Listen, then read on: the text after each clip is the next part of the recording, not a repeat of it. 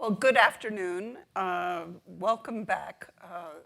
We have a tough act to follow after this morning's panel, which I think gave us a feast to think about.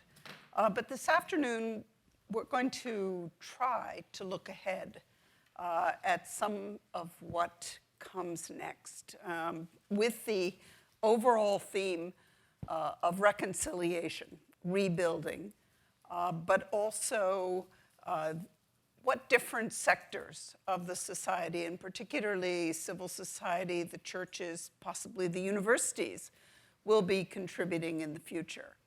I'm Catherine Marshall. I'm at the Berkeley Center. And we're very honored to have a remarkable panel today.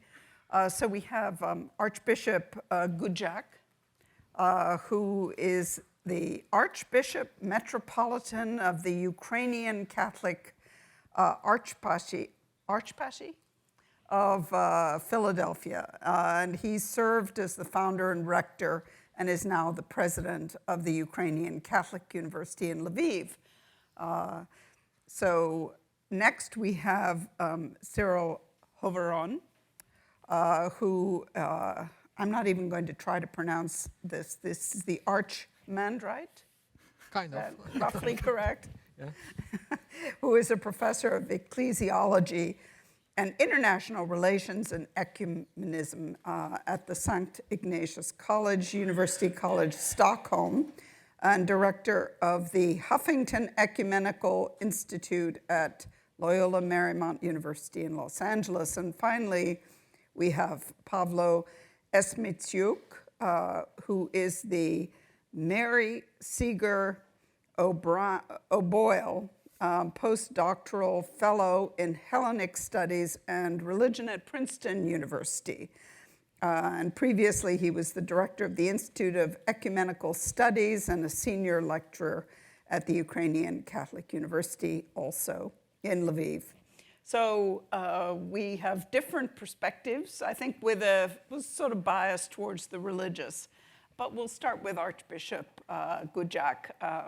And you have introductory comments, five or so minutes, that will set the stage. We'll have a series of exchanges among us. I welcome you to challenge each other as well as my role, and then we'll open up for questions from all of the audience. So, thank you, Professor. Can you hear me? I'd like to begin by expressing gratitude. I just returned from Ukraine, and young people and older people, politicians, people in the church, students,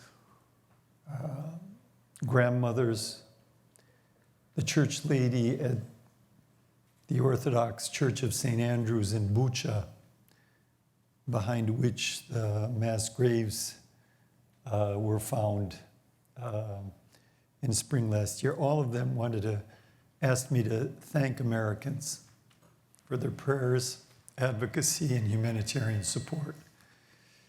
And I want to thank Georgetown University, which has, in this year, done a lot to bring forward, I think, a critical discussion on this war in Ukraine.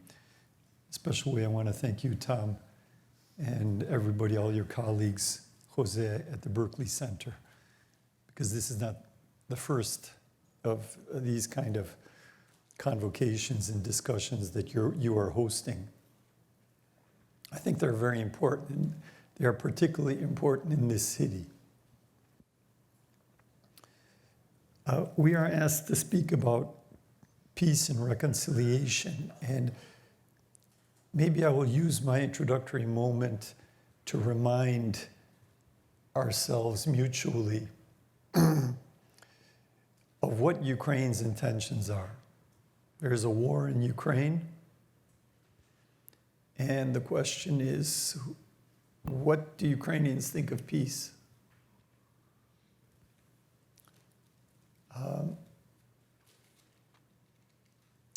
I had the opportunity to speak with Pope Francis for an hour and a half on August 26th. And he found it important to be reminded of the fact that in 1994, Ukraine, along with Kazakhstan and Belarus, became the first countries to give up their nuclear arsenal. It's a dream of peacemakers to have nuclear disarmament. It is a top goal. It is something that is so difficult. But 3 countries made this move, and they did it unilaterally. And it was accepted by society.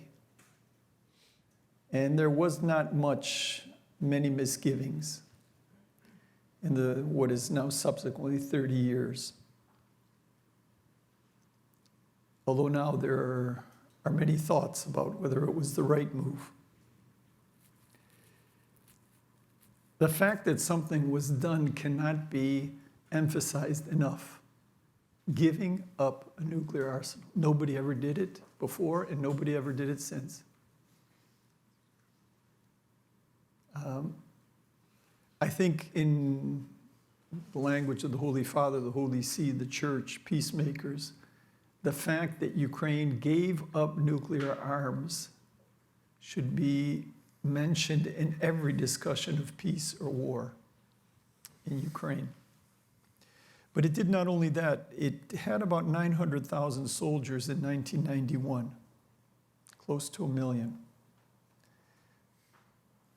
That number was reduced on paper, was reduced to 150,000 on paper, of which only 15,000 were battle ready in 1994.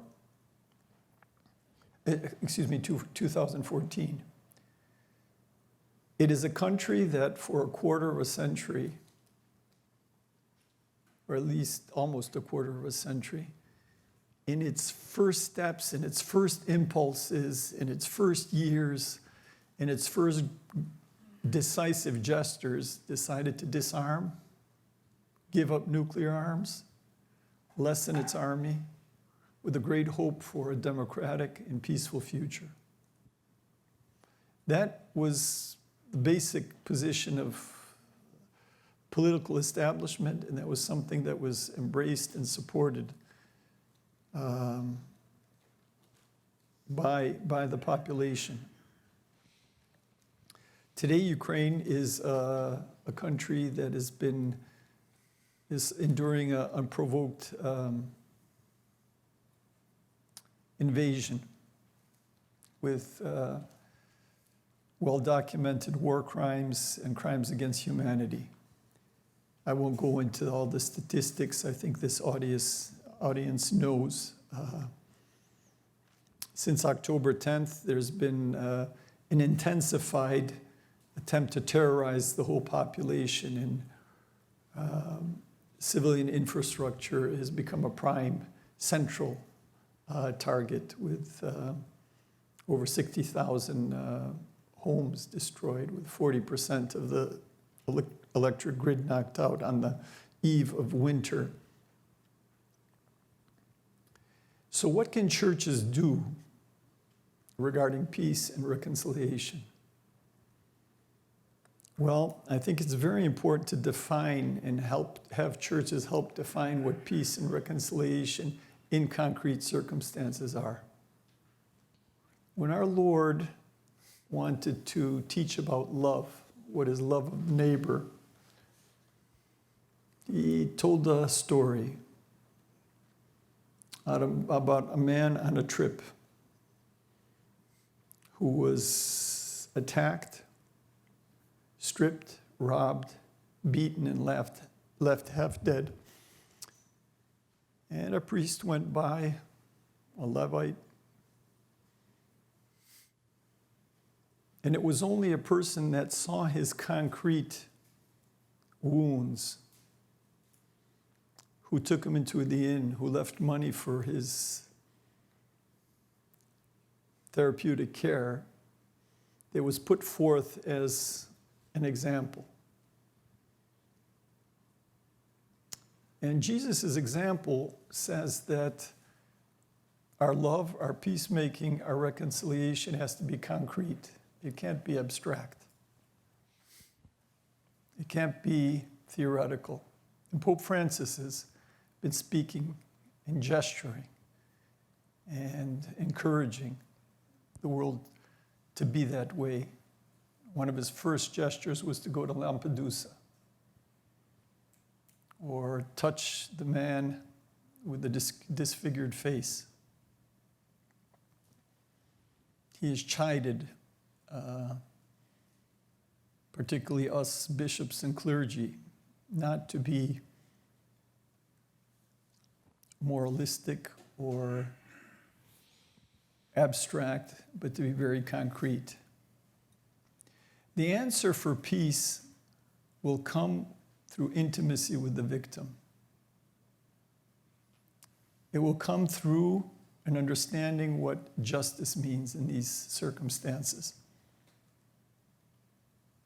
And the churches are there, they're close. The clergy are in the field. Bishops and priests, I can speak for my church, are in place.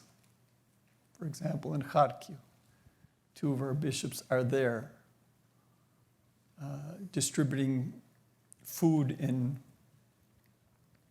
the humanitarian aid lines, listening to people, not walking past, not leaving, but tending to the wounds. They give great inspiration. They give great trust. Because ultimately the Lord calls us to a peace that needs to be deep inside. It's not real, it's not a fulfillment of the Lord's ultimate desire unless we have peace in our hearts. And the irony is that that's often difficult to have. You can live in a country without war, but you can live in great anxiety, in great fear, which generates often aggression. I think in our polarized society, we can understand that quite easily. So just to begin, I think our reflection needs to be on what the churches are called to do, what our Lord calls the churches to do.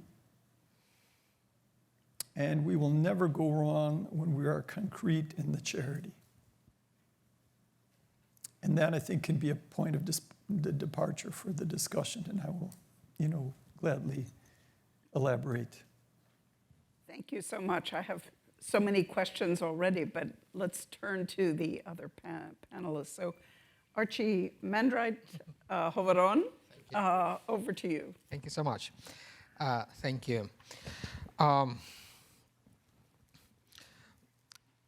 think to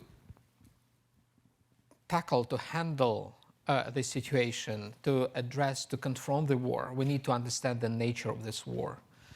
And without religion or the distortion of religion, we cannot properly understand this war. In a sense, in my own opinion, the 24th of February 2022 was similar to 9/11 in a sense, that in both cases we had tragedies provoked by the abuse of religion. When a venerable tradition was distorted, was misinterpreted, and weaponized in order to harm people. As a result of 9/11, we witnessed a surge of the studies relevant to Muslim tradition, to Islam, to what Islam is per se, how Islam understands itself, and how Islam has been weaponized by the political ideologies. I think something similar is ahead of us regarding the Eastern Christian traditions, because in a very similar way, the Eastern Christian traditions have been weaponized, have been instrumentalized, and used against human life and human dignity. Even though I personally believe, and I think this belief is shared by many, that these traditions per se, they are probably one of the best advocates for human dignity and human life. So what we are dealing with in the case of, of the ideology that underpins the war in Ukraine, we are dealing with the distortion of the tradition, which goes in a completely different opposite direction. It's just like to turn something which is white into something which is black. And I hope that as a result of that, we will observe a rise in the studies of Eastern Christianity in different contexts. This war demonstrates that religion matters. It may matter in different ways. When religion is ignored, it comes back, but in the way we don't like it to come back. That's why it's much better to deal with religion and to study religion, to appreciate religion as it is, not in the way how it is interpreted or distorted, by those who use it with evil intentions. The way how this really, our tradition, Eastern Christian traditions, in a sense, we all represent Eastern traditions here, right? In different ways, we the panelists. This tradition has been weaponized, has been instrumentalized, has been transformed into something which it is not. I call this the substitution of theology with ideology. When theology is lacking, when theological understanding of the tradition is lacking, then it is substituted with the ideological perception. Look at Putin. Putin started this war in Ukraine. If you remember his speeches before the war, on the eve of the war, he preached as a historian. Of course, he was an amateur historian, not the kind of historians that we had in the panel here. I wish he had some, lectures from the panelists. But he was really an amateurish historian who believes that he is really the historian. He is the one who can interpret, the entire continuum of the Russian history and or the Ukrainian history, whatever. And he ends this war. If you take his sermons, because he preaches actually, all his public speeches nowadays are sermons. So the sermon that he preaches now, if you look at his public speeches that marked the anniversary of the war, the State of the Union kind of address to the Russian Federation, to the gathering of the Russian Federation, this time he was preaching not history, but theology, a sort of theology. Well, when he confusingly and clumsily accused those who believe that God is without gender as being, biased ideologically. Apparently he believes that God has a gender and he's a male, whatever. And the next day he also addressed a huge crowd in the Olympijski Stadium in Moscow. And he said, look, we, fatherland, well, he used this word, Отечество, fatherland is important and it is connected with the Father, God the Father, whom we address in Lord's Prayer. So that was another theological statement that he made. And we are dealing with someone who never studied history in the first place and never studied theology and tries to do both history and theology. And he does so so unprofessionally and so dangerously. By the way, as a footnote, I just want to say that is the proof why humanitarian studies are important in the university curricula, because Putin studied in the University of Leningrad, Leningradsky Universitet. He was was trained as a lawyer, but apparently the humanitarian component in the curriculum in the Leningrad State University where he studied was really weak and limited. That's why we have Putin, people like Putin, because of the unrepresented humanitarian studies in the curriculum. But it's just a footnote. My point is that now, on behalf of the church, on behalf of the tradition, those people speak who have no slightest clue about this tradition, and still they try to represent it. They effectively contribute to this war with those ideas. And my formula for this war is very simple. It's weapons plus ideas. In my own interpretation, the war is, I like to represent the war as it's like a grenade or a mine with a fuse inside it. So the explosive material within the mine, it's like weapons. They actually kill people, right? But in order to explode, a mine needs to be fused. And the ideas are the fuse within the mine. So if you remove the fuse, the mine is just a piece of iron and other chemicals. They cannot harm people, those mines. It is the fuse which is the crucial part of this explosion. In the case of Putin's ideology, which I call Putinism, in this case, the ideas are crucial. That's why in dealing with this war, I think it's important to deal both with the weapons. It's important to supply weapons to Ukraine. It has been mentioned, and I completely agree as a clergyman, that weapons are absolutely crucial for Ukraine to survive. That's a condition sine qua non for us, for anything else that we can do or we can't. But it's not just the weapons that need to be taken into consideration. It's also ideas, and in my judgment, it's primarily the ideas. This war started not in February 2022. It did not start even in February 2014, as most Ukrainians believe. It started much before that, prior to that, when those ideas were forged together into the ideology that became explosive. This war will not end with the defeat of Putin, will not end with the defeat of Russia. It will end, and we will have a sustainable peace in Europe and in the world, when the ideas that inspire, that underpin this war, will be deconstructed and condemned. As some time ago, the World War II did not end with the death of Hitler.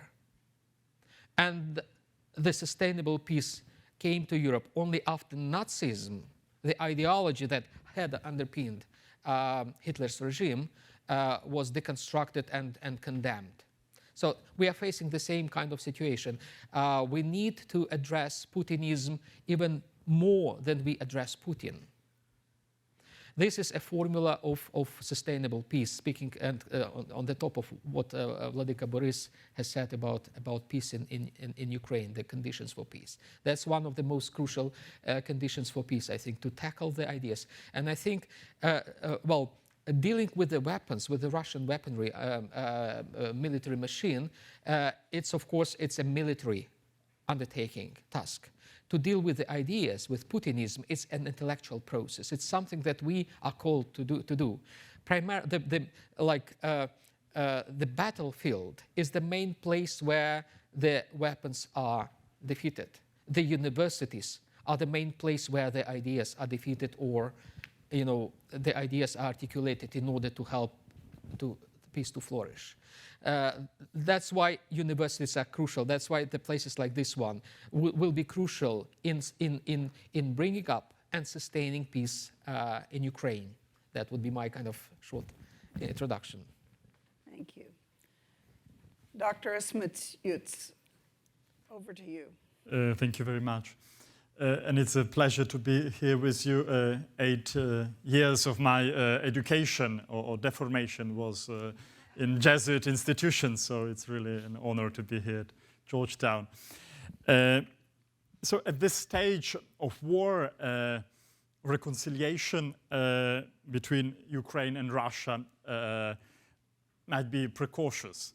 But I think, of course, Chechens can think about it and prepare themselves to that task. And I would like to bring 3 points how they can do this. I think they should deal with hatred and collective blaming. They should reflect on peace building, reconciliation, and forgiveness. And they also keep their autonomy.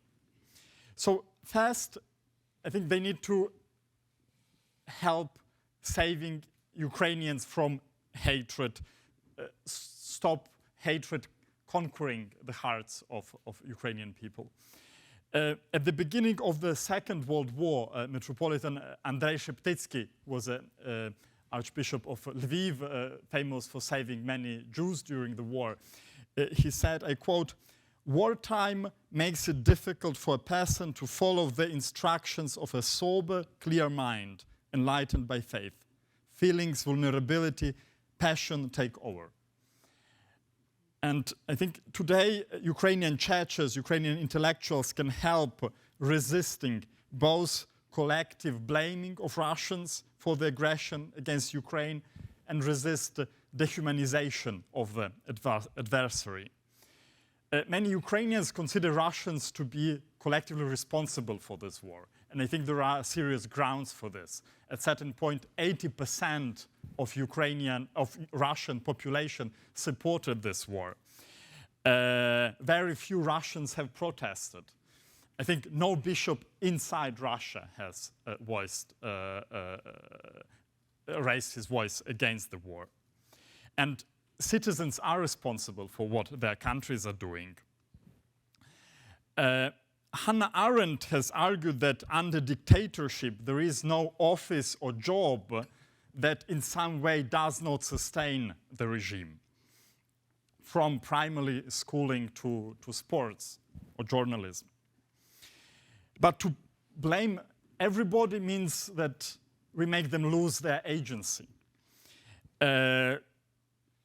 And we stop distinguishing between those Russians who fled Russia, who were protesting and sometimes with risks to their freedom, put in jail or paid fines, and those who actively or even tacitly supported the war, those who used Russian culture or Russian religion to promote, yes, this imperialist vision of Russia. So if we don't make this distinction, the concept of guilt and responsibility becomes absurd. As Arendt says, where all are guilty, no one is. When in the 1930s, during Ukrainian-Polish conflict, the Polish authorities blamed all the Ukrainians for acts of sabotage and terrorism against the Poles, Ukrainian bishops, Sheptytsky and others, have issued a statement against the concept of collective responsibility. Today, the situation is very different, but I think the principle still holds. Responsibility lies with individuals. It is a choice that every Russian must make. And when one lives in a society where crime is the rule, then the lack of struggle against the system is already something that makes you responsible. This war, as perhaps any war, also brings dehumanization. You stop seeing a human being in your enemy. That's why Putin speaks about fascists, Satanists in Ukraine, rather than speaking about killing his Orthodox brothers. Because it's more difficult, perhaps, to kill your brother than to kill a fascist, yes, or Ukr, yes, the Russian elaboration of Tolkienian orcs. And I think some of Ukrainians also use similar tactics. So I think that by safeguarding individual agency and humanity of the adversary, churches can contribute to a future reconciliation. Second, I think that churches should reflect more on peace building and do it very concretely, as Archbishop Boris said. They need to prepare themselves for this. Although the war has been with us for 9 years, I think what has happened last February was a huge shock, and we haven't been prepared for this. Our churches enjoy an amazing level of popular trust, and they can use this advantage point to push forward some ideas about peace building and reconciliation. But I think they also need to learn to acquire some vocabulary, some competences. Let me give you an example. We have in Ukraine an amazing forum, All Ukrainian Council of Churches and Religious Organizations. And I know Jose, Cyril have praised this organism a lot. It unites the leaders of all major Ukrainian churches and religions.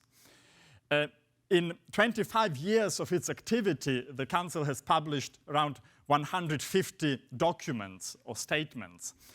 And I think 25 documents are against gender ideology, which is called a national security threat for Ukraine. I think around a third of them are on family values and 3 on peace building and reconciliation. Yes, I think it shows that we need slowly to change our focus. Yes, bioethics is beautiful, but it's not the only thing in social doctrine, social teaching that we should be concerned with. There was a moment in the revolution of dignity at Maidan when opposition didn't want to negotiate anymore with President Yanukovych. The square was tired of those endless negotiations. And then the church leaders of Ukraine went to the opposition, told them, you go and still keep negotiating, and we will talk to the people and convince them. And they do this at the end. And this is to show that Ukrainian churches have this advantage of popular trust, and they can push some ideas that now seem unpopular and might seem unpopular at the end of the war. And the last third point is that the churches, in order to be able to promote actively reconciliation and the end of this war, should remain autonomous, should be free, should not be just the messengers of the governments. And I think Ukrainian Greek Catholic Church did a lot on that by criticizing the idea of banning the Church of Moscow Patriarchate in Ukraine, by being against the creation of a state church in Ukraine. This is very important. And I think Georgetown, other universities, Christian charities should help Ukrainian churches, Ukrainian institutions in developing this language and this approach of peacemaking. And we are part of global Catholicism, as Jose says. We can bring the experience of conflicts in other countries, the lessons learned from wars in Latin America, Africa, in the Middle East to Ukraine, and serve one of the bridges between Ukraine and the world. And here, I think, is a huge field for cooperation. Thank you for your attention. Well, thank you all three for your very thought-provoking introductions, which I do think underscore how difficult it is now to talk about peace and reconciliation in the midst of the bitterness of conflict. Bishop Godzuk, I think you focused on 2 things. One is sort of the values that religious institutions bring for peace, which I always think is striking, that we're also looking at some of the virtues and values that go, ironically, through history and war, courage and sacrifice, and need to flip those into, or make them more, I think, the virtues of peace. But perhaps you could also speak about the tensions that this has exacerbated within the religious communities, and how reconciliation and looking towards a new beginning might happen both within the institutions within Ukraine, but also in the broader global churches that I think you are very much part of. Well, I think the subject of peace in Ukraine is not just the question of what the churches in Ukraine do.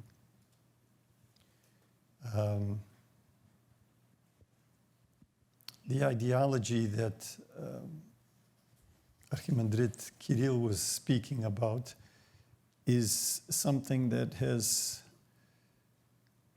been fostered to a great extent by the Russian Orthodox Church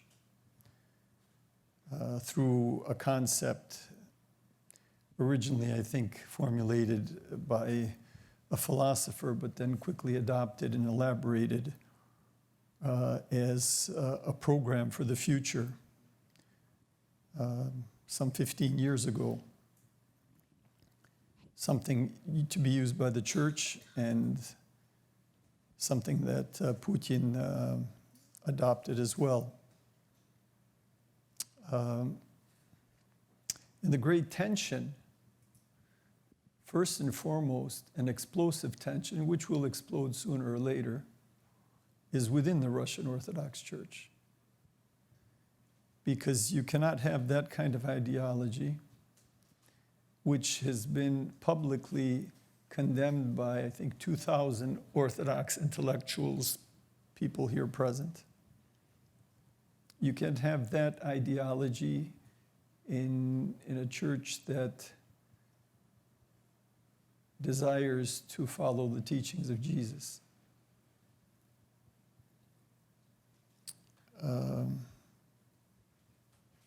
There's an incredible tension in the Russian Orthodox community and in the community of the Ukrainian Orthodox Church that is in the jurisdiction of the Russian Patriarchate. It is the tension, the anxiety of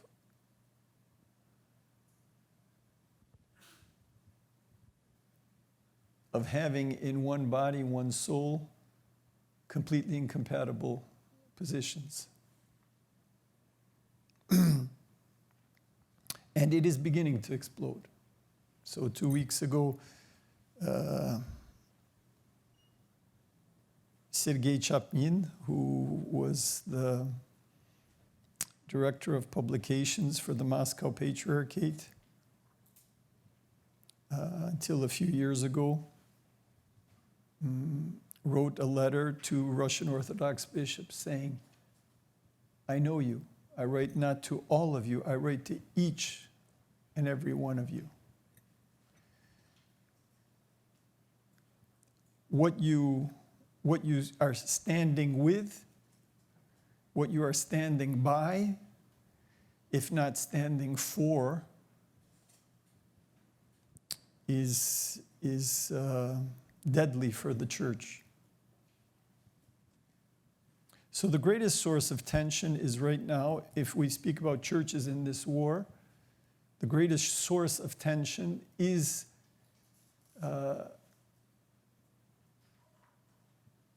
this hypocrisy. In the Ukrainian context, since late November, early December 2013, the All-Ukrainian Council of Churches and Religious Organizations, which Dr. Smitsnyuk referred to, has had a rather consistent position regarding war and aggression. And if you take those documents into account, there I think are many more than 3 on peace. Because these documents were against violence and against war. And from the first days of the Orange Revolution, all of these churches together said these tensions in Ukrainian society cannot be resolved by violence. No language should be used to manipulate a sense of division in the country, that there are 2 Ukraines, and that dialogue is a way to proceed.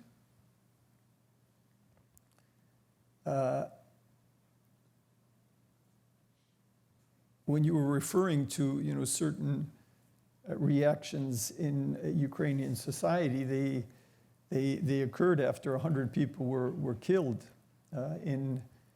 most of it in broad daylight with cameras running.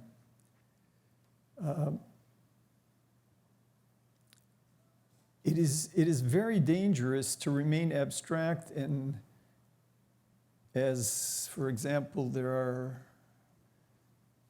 certain movements in Italy, they say, well, you know, it's really too bad. The Russians want victory, the Ukrainians want victory, and we really want peace. Whether it was 30 years ago when Ukrainians gave up their nuclear arms, or whether it's the deepest desires of the heart of the 14 million people forced from their homes, Ukrainians want peace.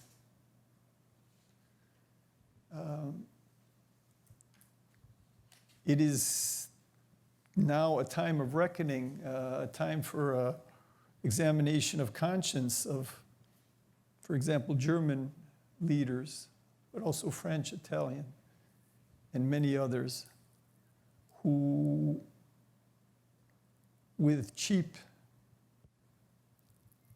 oil and gas and cheap labor from China, built an economy at the cost of principle. These questions are very, very complex, but they're all integrated. They're all part of one whole. And that is why looking just at symptoms, looking at a sore on a toe that stems from a cancerous condition throughout the body will hardly be helpful.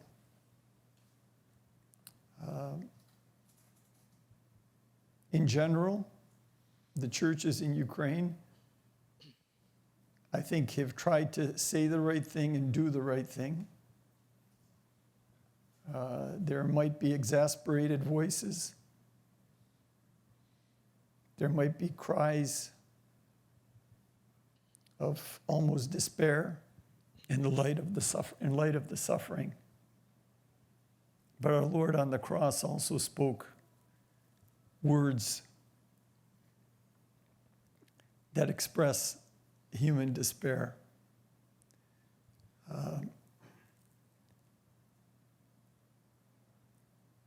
The discourse has to be very attentive to the victim.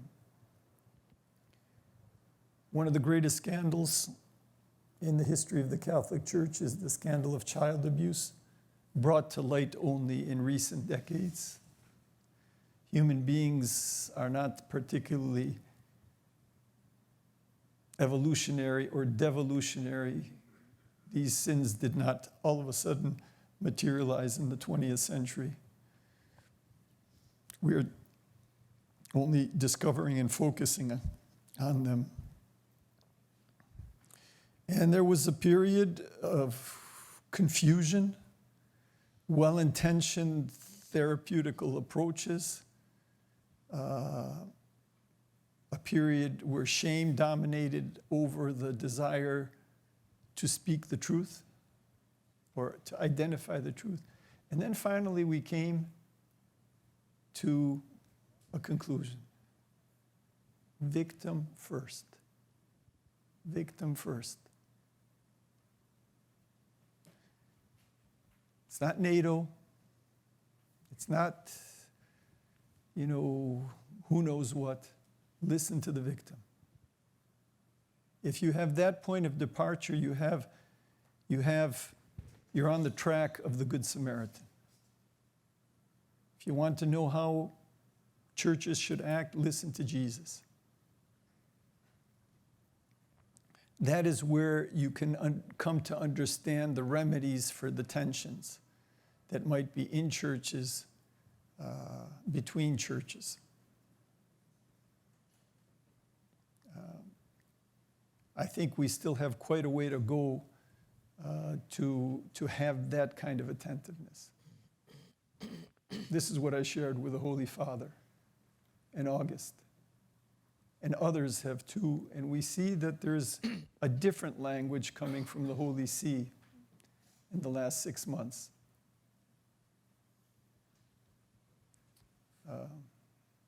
stop here for that. Dr. Hovedan, you've talked about Putinism as a focus of your discussion and about removing the fuse and about the importance of ideas. And it sounds as if you see the ideas of the path forward more in Russia than in Ukraine, in those areas. So maybe you could give us some ideas of where that might lead. Right. Well, speaking about Putinism and deputinization, I think we should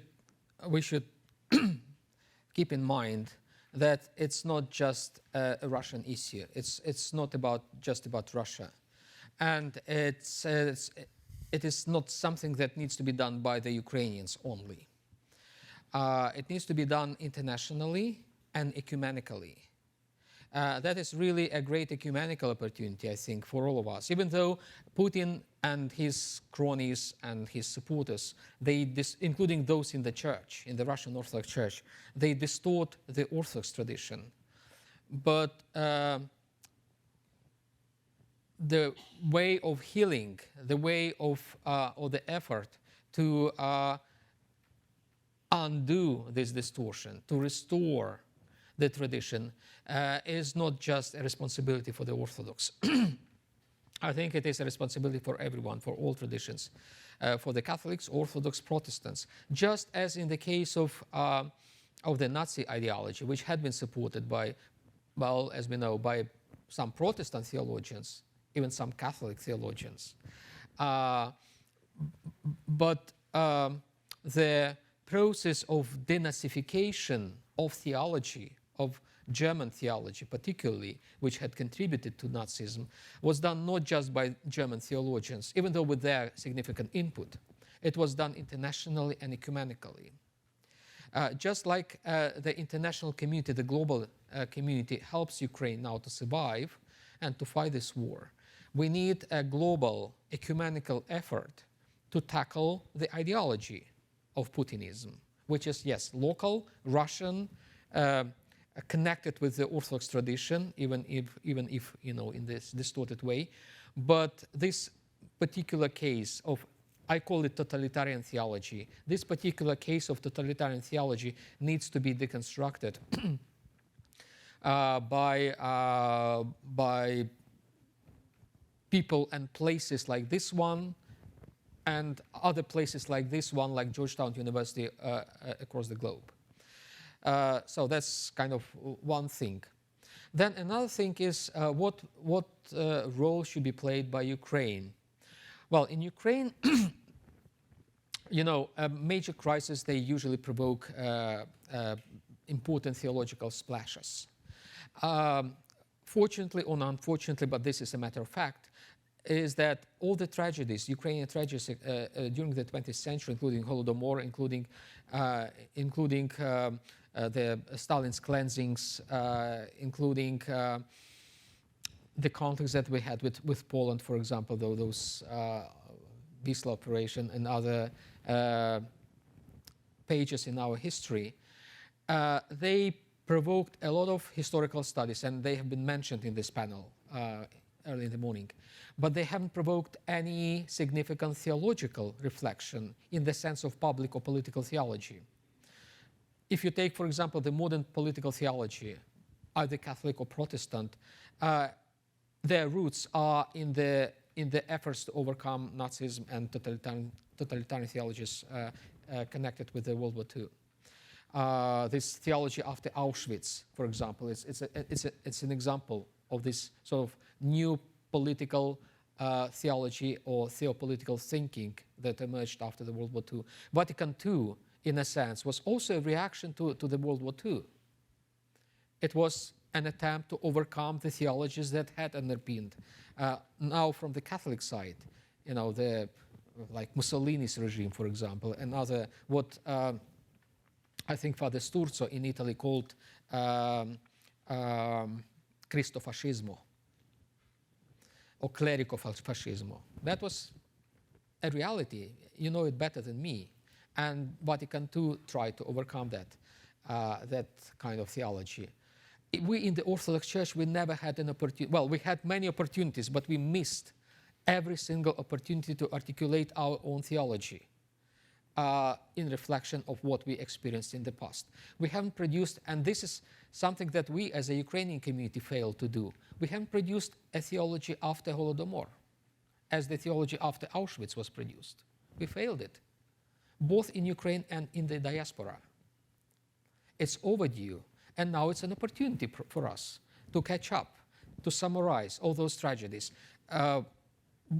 Well, on the opportunity of this war, it's time to really to produce a sort of Ukrainian public theology, political theology, which would reflect on all those events of the 20th century and on this war. So that is a task for us, which has not been accomplished yet.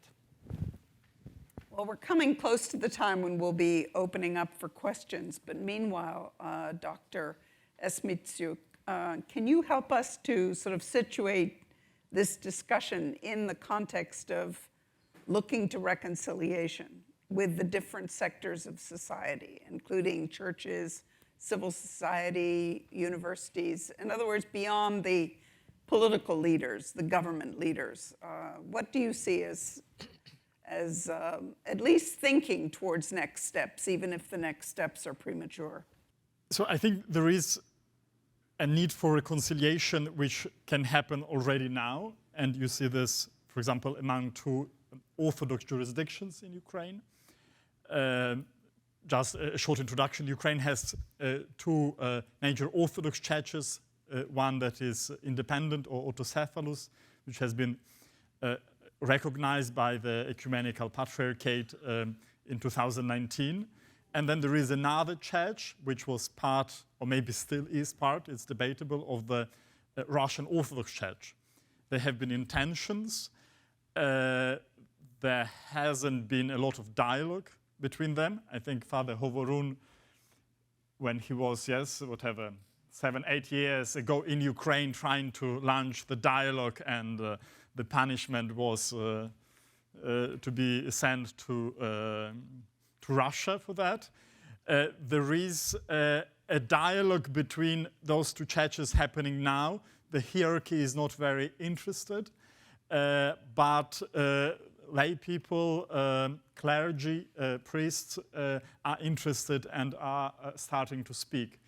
And I was afraid that the war can, as in the quote of Sheptytsky, it can be a moment when emotions can take over rationality. I was afraid that the war can provoke major conflicts between two jurisdictions with violence, and thanks God this didn't happen. And I think that's a credit to Ukrainian patience and civility. Really, they were able, although in disagreement, although the church that has belonged or stopped belonging to Moscow Patriarchate is complicit to a certain degree in this Russian world ideology, in claiming that Russians, Ukrainians are the same nation, and that's why Ukrainians have no right for a sovereign state, etc. This church hasn't been made target of violent attacks. So I think this is a level of reconciliation that is already happening, and I hope it will be successful. The war brought amazing unity between different segments of society, even politically. You know, Zelensky didn't have all that support in Ukraine before the war, but I think people are trying to bring all the resources together in this struggle. I think in an ideal world, a Russian Orthodox Church would be an ideal agent of reconciliation post-war, because they have parishes both in Russia and Ukraine, but they have become to such a degree a slave of state, of Russian state propaganda. They lost agency. They really can't play this role. And I think my fear is, so I don't see who on the Russian side can be, you know, a possible interlocutor in the future, once the war is ended. We have some people who left, intellectuals, yes, as Sergei Chapnin, whom Archbishop mentioned, some opposition in Russia that has been jailed and has condemned this war. But I think it will be a big challenge with whom to speak afterwards. I'm interested, Milan Verveer was talking about the remarkable transformation of women's roles in diplomacy. Do you see that as having a major role? So I think in Ukraine, you see, one of the perhaps mistaken understandings of what is going in Ukraine and which has been promoted by Russian propaganda is that what is happening, that this conflict is sort of a big civil war. This conflict is a result of an internal Ukrainian struggle. I think it's an inaccurate picture. So we have a conflict between Russia and Ukraine. So I think the possible interlocutors will be between Ukrainian and Russian politicians. Now, I don't know, but maybe it's just my ignorance whether we have any women movements that are part of it. Certainly, if I can remember from after the Afghan war, the Soldiers' Mother organization in Russia was a huge force for justice, for peace, and also for democracy. I wonder whether something like this will be born in Russia eventually, and one could talk to them. But I have also seen recently the tendencies of Russian government sort of to make their own fake organizations of women who lost their kids or husbands in war. So we need. So it's complicated. It's complicated, and I think it's too early to judge. Okay. Well, let's see what questions we have from the audience. I see a hand right over there. Hi, my name is Mikhail Vinitsky. I'm from Kyiv Mohyla Academy. I have a question, and I want to thank all the panelists because my question, I was thinking of addressing it to one person, but you've all mentioned things that are probably relevant to this question. The first thing that was mentioned is the need for an ideology of peace or an ideology of reconciliation. And I think that one of the things that we have come to in Ukraine is that although peace is obviously desirable, peace must be just.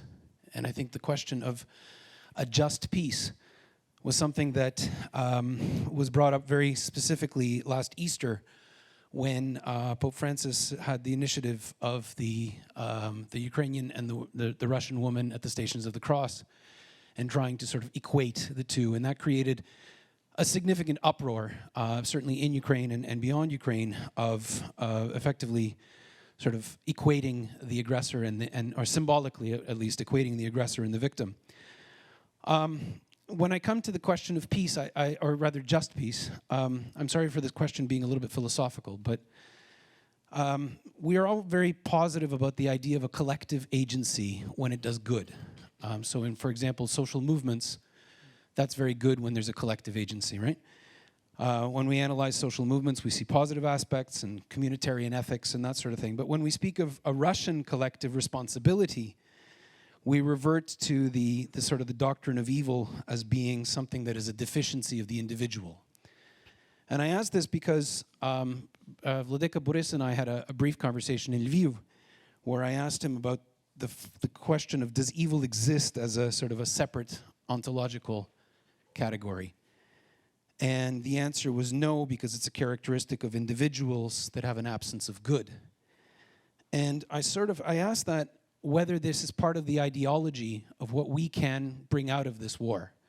That in addition to having a collective agency that we consider good, perhaps we should also be looking at the idea of a collective agency, meaning a collective responsibility for evil. That's more of a statement, but it's also something to think about, and I think I'd be really interested in hearing your thoughts. Did you have someone you wanted to respond? Okay, so over to you. I remember we had a conversation in a panel format, I think. I didn't remember the exact question, and I wonder if that is my exact answer. I think that is one part of the explanation of evil, but I think evil has not just it's somewhere in between, or it's an absence of good. I think there's an incarnate quality which is satanic. Nobody other than Pope Francis has warned Catholics not to underestimate the power of the devil, and in no uncertain terms, as he said, that it is very, very dangerous to negate the existence of the devil, of Satan. The question, of course, the danger is to identify anybody with Satan. And I don't think you need to do that to explain the evil. You don't have to demonize Putin. You just look at a progressive trajectory of a lifetime, a teenager who wanted to join the KGB before he could do so officially. Then a fundamental option, as Catholic moral theologians say, for a certain way of life, a certain vocation, a certain formation that sought the capacity to manipulate, to lie effectively, and to put aside all moral considerations in pursuing a goal. And that is something that the great tragedy, not only for Ukraine, but for Russia, is that not exclusively, but in the person of the leader of Russia, you have somebody that has been basically one track. And the capacity to kill has only grown.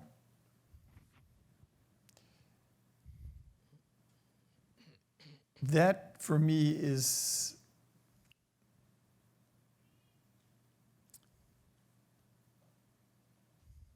a rather clear example of being in the clutches of the devil. Is it possible to step back? Of course it is. But it's very difficult. It isn't possible if there's no desire to do so.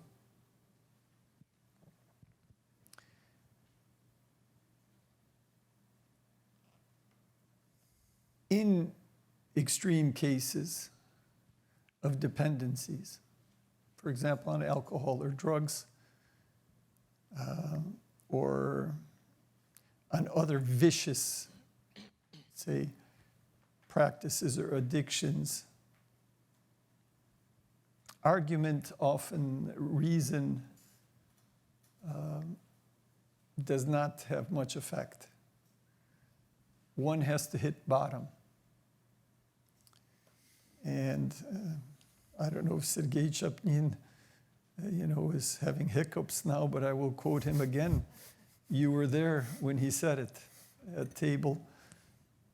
He said, I think Russia and the Russian Orthodox Church has to collapse before there will be any possibility of reform. Now, does that mean that one can hope for and expect a repetition of what happened to Nazi Germany? Probably not. Probably 11 time zones of Russia will not be under full occupation. Maybe that's not desirable. But I think the basic modality of conversion often requires the experience of the prodigal son. You have to fall into the mud. You have to lose. You lose much or even everything.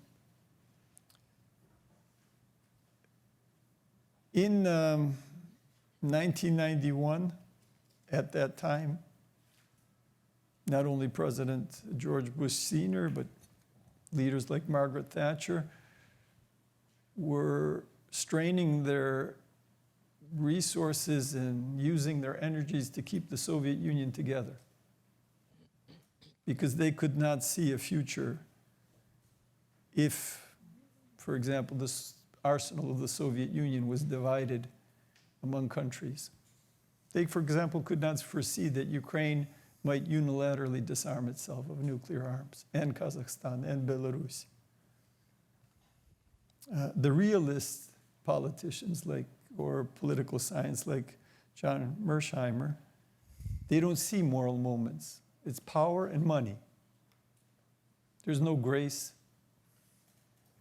There's no real conversion. It's only what you're forced to do, or what you keep somebody from doing by your own force. But we see history is different.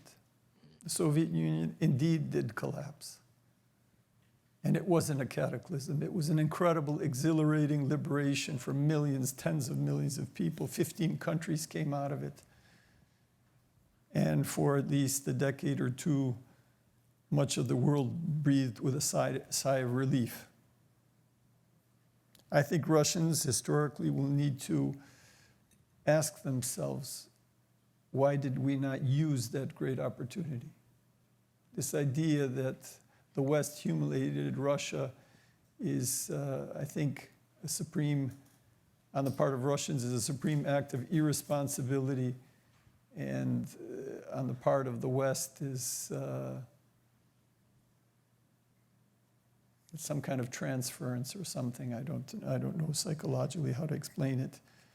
The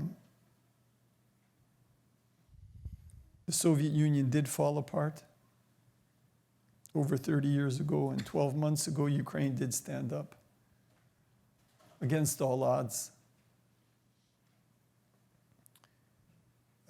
It's really striking. I've been in Ukraine 6 times, traveling in different parts of the country, not all parts. I wasn't speaking with the men on the front, but their attitude is quite clear, I think, to the whole world. Nowhere in Ukraine or in the 10 countries where I visited refugees were not a single person that I met was saying we need to give up. We need to make a compromise. We need to give up some territory. Are there people like that? Of course, I imagine there are.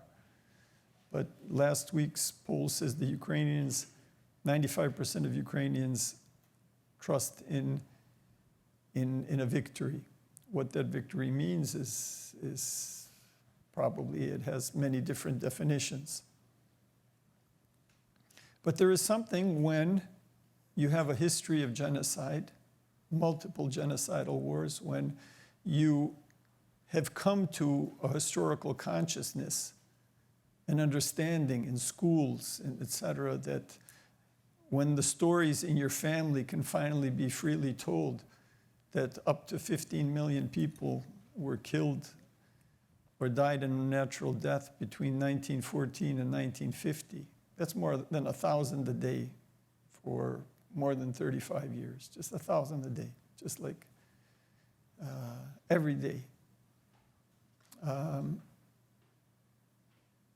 When you see what Bucha, Irpin revealed, when you speak to Taira, Yulia Payevska, the medic who heroically saved Russian lives. There's a body cam that she wore, and there's ample footage of her saving the lives of Russian wounded POWs. And then she ended up in Azovstal, became a prisoner of war, and was tortured for 3 months. When you talk and listen to these people, you realize, any talk of peace with Putin, who has violated every single agreement with Ukraine. And the violations include a mass invasion, which probably now has a toll of between 200 and 300,000 deaths. 4 times as many soldiers that have been killed have been injured. 14 million people have been forced from their home. How can you talk about anything with this man? How can you induce people to talk to this man? All the fundamental options, everything that he said explicitly for 20 years, all this wishful thinking. I sat next to Tony Blair in Davos, and he was kind of basically agreeing. We weren't listening to him because he said, I told President Putin, we're not going to force Ukrainians come into the European Union, but we're not going to force them out either. Let the Ukrainians decide. And Putin told him, no, they're not going to decide. And he said, no, you know what I mean. I mean, we're not going to force them to join the Union. He said, no, they're not going to decide. This was 2004. Then he told President Bush in 2006, they're not a country. Then he invaded in 2014. Well, he wiped out Frank, I said, the capital, Grozny in Chechnya, wiping out countless Russians. Then he came with the invasion of eastern Ukraine to save the Russian speakers and our Orthodox people. And who is being killed? Predominantly Russian speakers and members of the Moscow Patriarchate. Mariupol, the city of Mary, which was leveled. We don't know whether there are 10,000 or 100,000 people killed in that city. It was the most Russian-speaking city in the world. So I think all discussion of peace, all prompting to negotiation must be concrete. You have to know who you're talking to. You're talking with a mass murderer who has, in the last 2 months, sent 40,000 of his own citizens as cannon fodder in a cynical move, having no regard for human life of prisoners. We'll empty our prisons. It'll reduce the expenses that we use for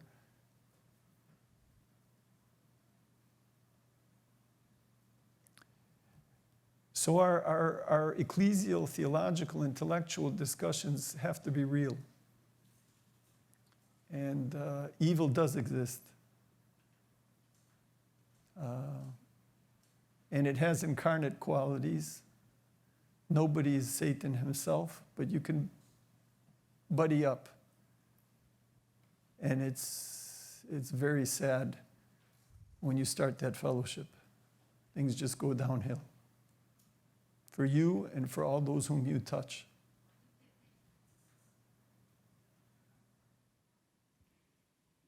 Thank you. Did you want to add something quickly? A short footnote, yes, to what Archbishop Boris said.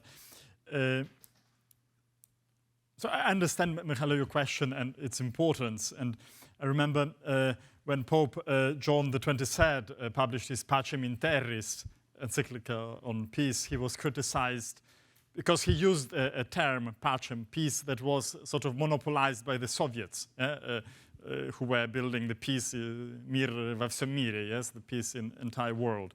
And I think today, very often, the narratives about peace building are an instrument of those who don't want to support Ukraine, who are happy for Ukraine to surrender parts of its territory. So as everything, it can be an ideological, propagandistic concept, but not always and not necessarily. Peace, certainly, peace should be just. Like biblical concept of shalom is something that includes everything. So it needs to include justice. It needs to include justice toward the victims, and it can't be surrendering, Ukrainians in Donbass or Crimea to Russian oppression. And I think even in all sorts of concepts of reconciliation the idea of punishment is also included. Like Daniel Philpott, yes, who tries to push the idea of forgiveness into politics, even he says that punishment, restoration, repentance, apology are part of reconciliation. You can't have reconciliation without that. But they also add healing, that theology can add something that is not part of a political toolkit. Then collective responsibility. I think there is a sense in which you as a citizen, by paying your taxes, by doing well your job as a taxi driver or whatever, you are supporting the regime. So the Russians who don't protest, they are responsible for what their government is doing. But not every Russian is responsible. So Russians who rebel against that are not. And I invite, every Russian to stand against the war, even with some personal risks, and I'm sure the history will rehabilitate them and will make them right. That's the right approach. But if you say that every bearer of Russian culture is complicit, I think it's a bit too far. And the last thing about terminology. When Pope Francis spoke about the war in Donbass, like before the full-scale invasion, as fratricidal, it was very criticized in Ukraine because that was repeating Russian propaganda, which claimed that Ukrainians and Russians are brothers, are members of the same nation, civil war. So from Christian perspective, of course, Ukrainians and Russians are brothers. Every human beings are brothers. So you have different levels of usage of terminology, and we should be careful about this instrumentalization by Russia and Russian propaganda. But by refusing the interpretations of Russian propaganda, we should not, also deny the possible, theological Christian interpretations of phenomena. With Via Crucis in Rome, and I think that wasn't very wise. Reconciliation cannot be imposed. Ukrainians will have an allergy toward reconciliation if it's being imposed onto them by the West or even by churches. So we can't play with that.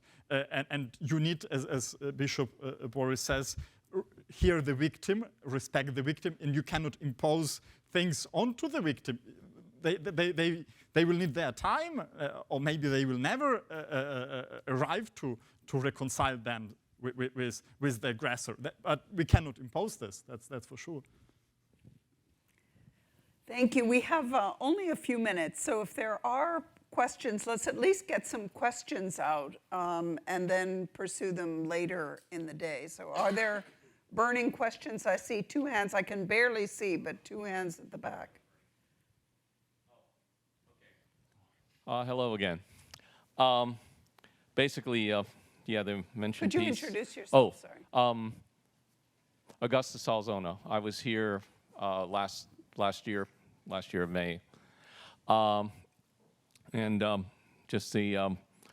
was a senior foreign policy advisor, Trump for President campaign 2016, advised on social issues and all that, and unfortunately he didn't follow some of my advice, though we did get Roe v. Wade overturned. That being said, my question is this: there's one statement, "Sivus pacem para bellum." Those of you who know Latin should recognize that. The thing is this: there are two things. Basic question is this: the fundamental question is how many churches, Christian churches, whether Orthodox, Russian, and especially Catholic churches, have been destroyed by any of the Russian, their special forces, not the draftees, not the mercenaries who went in there, or not the Chechens who've got their axes to bear, etc. That's the first question. And then the second one is this. So one thing I want to say, I basically agree with most of what I've heard, and given my worldview, some of you may probably be surprised at that. But there is a book, Memory and Identity, which never made the New York Times bestseller list. It was published by Pope St. John Paul the Great in January of 2005, and then he lost his voice and then subsequently passed away. I think answers to a lot of the questions of what's going on, you can actually read it in that. It never made the New York Times bestseller list. It's not even available at the Opus Dei Center. But anyway, question is this, is what would isn't nationalism the key, and having leaders who are respected, they may be hated, but at least respected, or get the respect of the classic enemies of the West, or the current enemies of the West. And wouldn't there be a better choice for the president of Ukraine rather than the current occupant, who, quite frankly, I don't see how anybody in the West except the globalists can possibly consider him credible? Thank you. I saw another hand at the back, or I see two, and then we're going to have to end the panel. Yeah. If you can get the microphone to the hands. Okay. And if you could be quick, because And I'll be very quick. I just want if you could introduce yourself. Frank Sisson, and pursuing this issue of reconciliation. I think one of the last points made on the dangers of propagation of reconciliation without consideration of the victim, which we heard about, is a tremendous problem. The question is, how indeed has anyone been able to work out a way in which groups external can find ways to be helpful in reconciliation and not seem to speak with a condescending voice? We ran a session on reconciliation in Lviv. Jose and I were involved in it, in which there were German scholars speaking about the Holocaust and Spanish scholars who wanted to speak about the Spanish Civil War, and a Ukrainian audience. And it was like three solitudes of Germans who had somehow felt that they had the key to all understanding, of Spaniards who wanted justice and truth above all before they could begin, and of Ukrainians who had not even begun the path of considering how they were going to go on to it. So it didn't work as a dialogue. I wonder, once you enter the theological factor, do you have specific cases where it has worked? And do you think that attempts that are being made by organizations such as the Berkeley Center and groups outside really can be effective at this point and have been somewhere? Good question, and we'll have the last final voice from the back. Thank you, Esteban from the SFS, a master student. Thinking about your words, Bishop, Archbishop, in the Colombian case, when we have all this conflict, all the atrocities, we have the True Commission and all the healing process of the reconciliation, where especially because stay in the side of the victims. I was thinking about how preserve the testimonies that you are listening, or the people that are really in touch with the victims, for a future True Commission in Ukraine. Something try to help them, because there is no other way to get like the fair justice for the victims if you don't listen closely to them. This is like one of the learnings of a Jesuit, the Father Francisco de Rú, when we learned in Colombia, because even for the transformation of the perpetrators, the listen of the victims are like fundamental. There are no other way to heal the future of these atrocities. Well, thank you so much for these questions, which I'm sure everyone is burning to answer, but we can't do it right now. So let me conclude very briefly.